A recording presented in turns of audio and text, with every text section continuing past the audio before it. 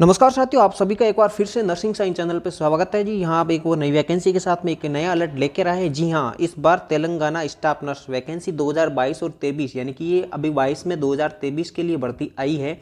इस भर्ती से रिलेटेड आपको पूरी जानकारी दी जाएगी। टोटल आपके 5204 पद है। आपकी क्या योग्यता होनी चाहिए, क्या ऑल ओवर इंडिया कैंडिडेट इसमें एलिजिबल है, एज ग्रुप क्या है, आपका सिलेक्शन कैसे होगा, तमाम जानकारी आपको इस वीडियो के माध्यम से दी जाएगी। सबसे पहले तो बता देते हैं कि आपकी जो पोस्ट है स्टाफ नर्स कौन से डिपार्टमेंट में आई है, यानी कि medical health services recruitment board Telangana government के अंदर ये वैकेंसी आई है। नंबर ऑफ पोस्ट आपकी 5024 पोस्ट है। आपकी ऑफिशियली वेबसाइट ये है जो कि आपकी www.mhsrb.telangana.government.in। ठीक है, जब वेबसाइट दे रखी है ऑफिशियली तो उसके माध्यम से आपका एप्लीकेशन का मोड भी ऑनलाइन रहने वाला है। ठीक है, कुल मिलाकर आपका ये एडवर्टाइजमेंट जो आपका विज्ञापन है वो कब आया है, आपका 30 दिसंबर 2022 यानी कि कल के दिन आया है। आपकी डेट ऑफ एप्लीकेशन, ये फॉर्म स्टार्ट हो जाएंगे 25 जनवरी 2023 से आपके फॉर्म स्टार्ट हो जाएंगे और लास्ट डेट आपकी फॉर्म भरने की वो है आपकी 2023 15 फरवरी 2023 आपकी लास्ट फेज है।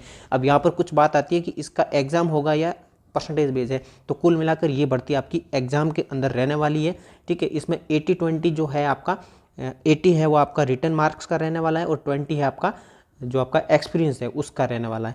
ठीक है, ये मामला इसमें रहने वाला है। तो एग्जाम कब होने वाला है ये अभी तक ऑफिशियली कोई जानकारी तो आई नहीं है, लेकिन जैसे कि 15 फरवरी दे रखा है फॉर्म भरने की लास्ट डेट, तो उसके लगभग 1 महीने बाद या 2 महीने बाद आप मान सकते हैं, तो मार्च या अप्रैल में इसका एग्जाम है वो संभावित है। ठीक है, अगली इससे रिलेटेड जानकारी कि ये फॉर्म भरने के लिए आपकी एप्लीकेशन की फ़ीस क्या होनी चाहिए। तो टोटल फीस तो एप्लीकेशन आपकी फॉर्म भरने की लगभग है 620 रुपये, लेकिन उसमें भी अलग अलग आपका क्राइटेरिया है। क्या क्राइटेरिया कि उसमें एग्जामिनेशन की फीस है वो 500 रुपये है, जबकि एप्लीकेशन यानी कि फॉर्म भरने की फीस है 120 रुपये है।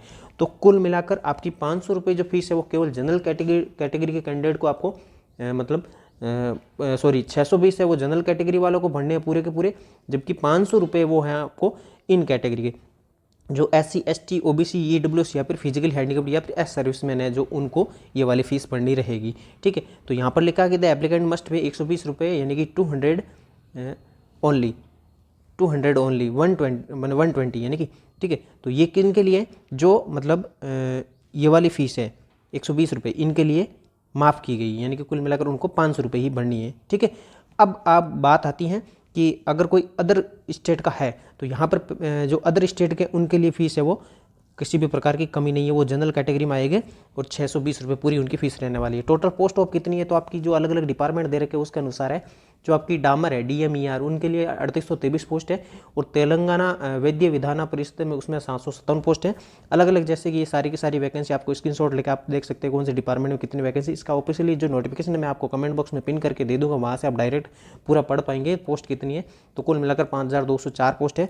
अगली बात आती है कि इसमें आप फॉर्म भरते हैं तो उसमें एज लिमिट क्या होनी चाहिए, तो कम से कम आपकी 18 तो एज होनी चाहिए, अधिकतम है आपकी 44।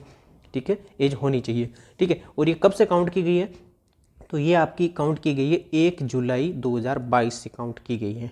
ठीक है, तब से आपकी इस मतलब एज है वो आपकी काउंट की गई, उसके अनुसार ये होना चाहिए। एज में रिलैक्सेशन है अलग अलग है। यदि कोई तेलंगाना स्टेट गवर्नमेंट का कोई एम्प्लॉय है तो उनको 5 साल का रिलैक्सेशन है, यानी कि 44 + 5 अधिकतम एज में। ठीक है, यानी कि वो हो जाएगा कितना 49 का, 44 था तो 5 + में 49।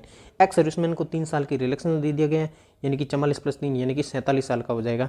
ठीक है, और अगर कोई NCC कैंडिडेट है तो उनको भी 3 साल का, वो भी 47 तक अपनी एज का फॉर्म भर सकते हैं। SC ST OBC या फिर EWS तो उनको 5 साल का रिलैक्सेशन यानी कि वो 49 की एज तक अपना फॉर्म भर सकता है। फिजिकली हैंडीकैप्ड कोई पर्सन है तो उनको 10 साल का यानी कि वो अपनी एज का 54 साल तक का अपना फॉर्म फिल कर सकते हैं।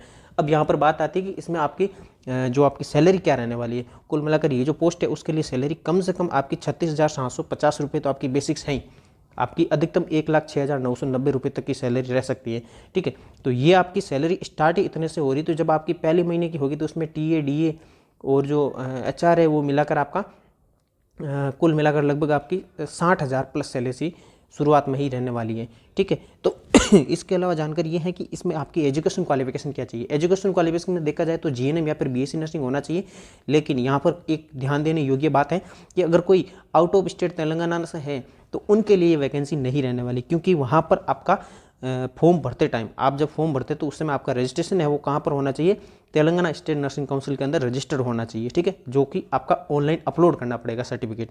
ठीक है, अब बात आती है कि आपका सिलेक्शन का प्रोसीजर क्या रहता है। सिलेक्शन प्रोसीजर आपका रहने वाला है कि आपका ये टोटल जो सिलेक्शन है वो 100 नंबर का रहने वाला, उसके अनुसार 80 नंबर का तो आपका रिटर्न होने वाला है, ठीक है, रिटर्न के आधार पर, और 20 नंबर है आपके एक्सपीरियंस के आधार पर रहने वाले हैं। तो मैंने आपको पहले ही बताया कि 80-20 यानी कि 80-20 यहाँ पर पोस्ट का नहीं है, ये आपका एग्जाम का 80-20 है, ठीक है। तो 80 नंबर का रिटर्न और 20 नंबर का आपका एक्सपीरियंस का रहने वाला। एक्सपीरियंस आपका कैसे मिलेगा कि अधिकतम आपको 20 एक्सपीरियंस मिलेंगे, लेकिन अगर किसी ने 6 महीने तक वहाँ पर कॉन्ट्रेक्चुअल या फिर कोई टेम्परेरी या संविदा पर वहाँ पर काम किया तो उनको 6 महीने का 2.5 नंबर यानी कि इतना नंबर मिलेगा। अगर आपने 1 साल किया तो इसका दुगुना कर दीजिए आप, यानी कि 5 नंबर, 1 साल का 5 हो गया, तो ठीक है। तो 5 × 20 तक आप करते हैं तो 5 4 और 20, यानी कि अगर 4 साल तक आपने काम किया है तो आपको 20 नंबर पूरे मिल जाएंगे, ठीक है। कुल मिलाकर ये आपका सिलेक्शन का प्रोसीजर था। अब आपका आता है कि अब आपका रिटर्न होने वाला 80 नंबर का, तो उसमें आपका क्या पैटर्न रहने वाला। तो रिटर्न आपका एग्जाम की डेट है वो अभी तक ऑफिशियली आई नहीं है, इस वेबसाइट पे जैसे ही आएगी हम आपको वापस बता देंगे।